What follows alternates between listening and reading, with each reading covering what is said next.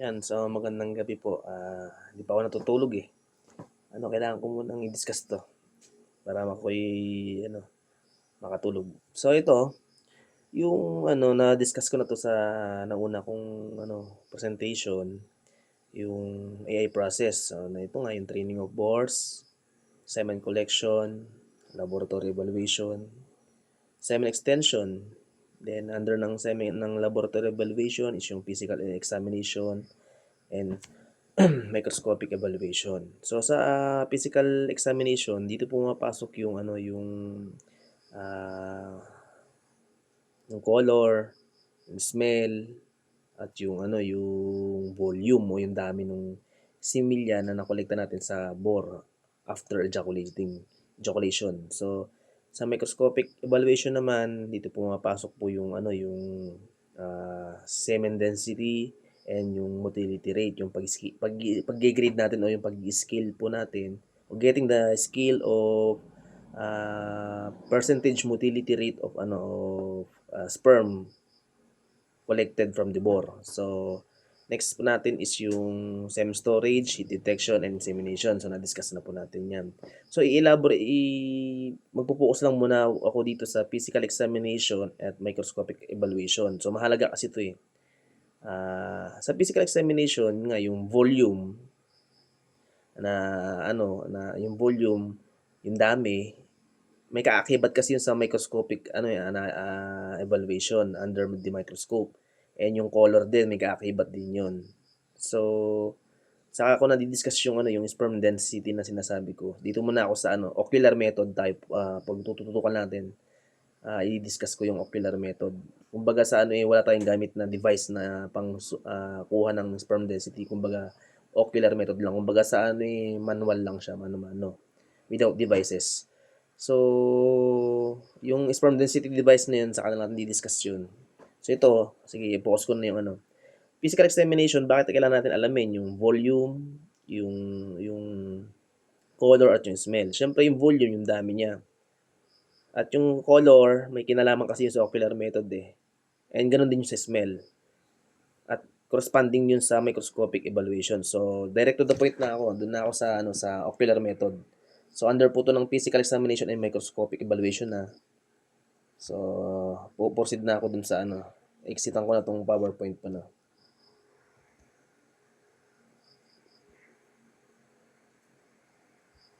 So, punta tayo dito sa gallery sandali.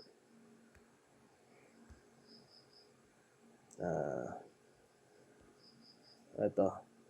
Medyo kasi. Zoom in ko na lang. So, itong pagdating sa physical evaluation, under siya ng laboratory evaluation, ng artificial insemination process, yung motility scales, ginagradean natin siya grading is from 0 to 5. So, yung 0, corresponding is no percentage of motility, ang description, dead or no sperm. 1, equivalent to poor or sperm only, wriggling. So, may gumagalaw nga lang mahina. 2 is greater than 50 ang kanyang percentage of motility. Description nito is fewer than half are motile. So 3, grade nito ay 70 to 84% good. Clamping percent, when you say clamping percent, ito yung when you nakikita mo sa microscope is nagdidikit yung similya. So next time magpapakita tayo ng video niyan ano yung ibig sabihin ng clamping. So next is yung 4.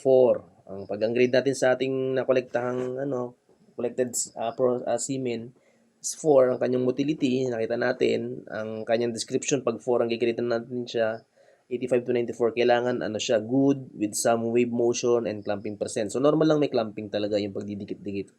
So 5, ito yung mataas na grade, yung almost perfect, yung 95 to 100% of motility rate. So, ang description nito, very good wave motion percent. Nakikita sa microscope. So, tandaan natin yan from 0 to 5. So, ang pinaka-ideal dito na grade is 3, 4, and 5 ang pwedeng i-process. Yung 2, 1, 0, hindi pwede i-process yan. Bagsak yan. Tapon yan. Maaring may sakit yung babo, ay may ailments, may karamdaman, o nagsaksak ng antibiotics. So, yan, kadalasan lumalabas dyan. 0 ang motility niyan eh. Isang factor yon. So, Yun, motility scale tanda natin. Then next ko naman is yung paano yung pagkuha ng ocular method. So hindi tayo gumagamit ng sperm density devices katulad ng mga sperm densimeter at mga high-tech na modern technology na siya na nagko-compute. Ito naman ano lang to, kumbaga sa mano-mano, manual. So ito po 'yon, yung table na to. Sa ocular method po, meron po tayong mga parameters po na nakikita dito sa aking presentation. So, ocular method po, no? Sa ocular method, example po nito is yung semen or volume, yung relative opaqueness score o yung kulay, kung tawagin ni color, dilution semen per extender o dilution rate, then amount grams per ml. Ibig sabihin grams, 1 grams equivalent to 1 ml. O semen plus extender yan. Then next column ba tawag dito, yung pababa na yan. Total amount of extended semen. Ito lang yung formula niyan. So number of 100 bottles o in one dose equivalent to 100 ml. So ito nga pala tong ano na to is manual na to is from ATCPH nung nag-training po ako sa Lipa Batangas as ng national trainers course on nung sumali ako sa National Trainers Course on Swine Artificial Insemination sa Agricultural Training Institute International Training Center on Pig Husbandry. Hindi pala 4. Mali ako nakaraan eh. 4 Pig Husbandry. So yan. So ayan, direct to the point na tayo. Proceed to the point tayo. So ang pinakamataas na grading po sa ano niya, kaya nga inano ko kanina yung physical saka yung microscopic analysis. Yung sa physical kasi, 'di ba sabi ko nga kanina, color, smell and volume. So may ano yun, connected kasi yun eh. So si color, ang pinakamataas na ano yun, na grade niya, ang kulay dapat ng similya pagka nangolekta ka ay creamy white ang pinakamataas. Ang grade po nun sa relative opaqueness niya is 10. So magiging dilution rate mo or dilution, ang pinaghalong semen sa extender is 1:10. Ang unit po nito ml So example, 150 yung nakolekta mo, 150 na sperms na pure semen, ang iyong relative opaqueness o yung color scoring mo sa kanya ay 10 kasi creamy white ang kanyang color. So ang iyong dilution, semen per extender is 1 ml per 10 ml. Yung 1 ayun yung part ng semen yun yung semen, yung 10 ayun yung extender. So amount niya, paano mo malalaman? So 150, ayun yung nakolekta mong semen 150 plus dito sa pangatlong row. So 150 kasi yun yung pinakamataas na na scoring natin sa pag-process ng semen sa ocular method po ito. Hindi po sperm density device ito. Ocular lang true sa color estimation ng sa mata. So pero may microscopic pa rin to, nakakibat.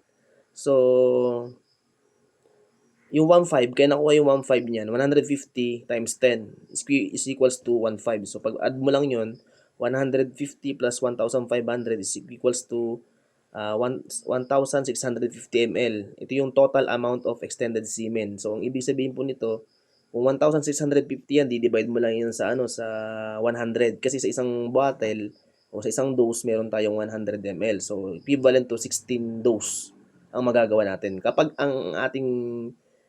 ang kulay ng similya ay ng sperm pala ng sperm ng semen ay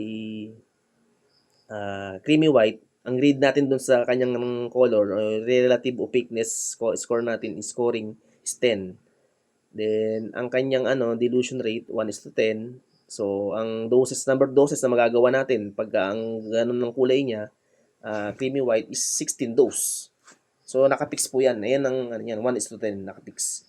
So kapag naman, example number 2, halimbawa 150 ml din yung nakolekta natin, ang kulay ng is milky white. So ang grade po ng milky white is 6. So, ang magiging dilution semen per extender natin diyan is 1:6. So, ang magiging ano niya, amount niya, grams per milliliter or ml, semen plus extender. So, 150 plus 900. Yung 900, nakuha yun sa 150 times 6. Yung grade natin na, ano niya, yung volume na na-collected, saka yung grade natin dun sa color. So, 150 times 6, so 900. So, 150 plus 900 so is equals to 1,050. So, divide lang po natin to sa ano sa excuse me, sa ano sa 100 so magiging 10 dose. Yung may 2 sa taas, ibig sabihin nun half dose yun 50 ml, 10.5. So, last is yung ano, yung 150 din ganun ulit. Yung example number 1, yung unang row, 150 ml.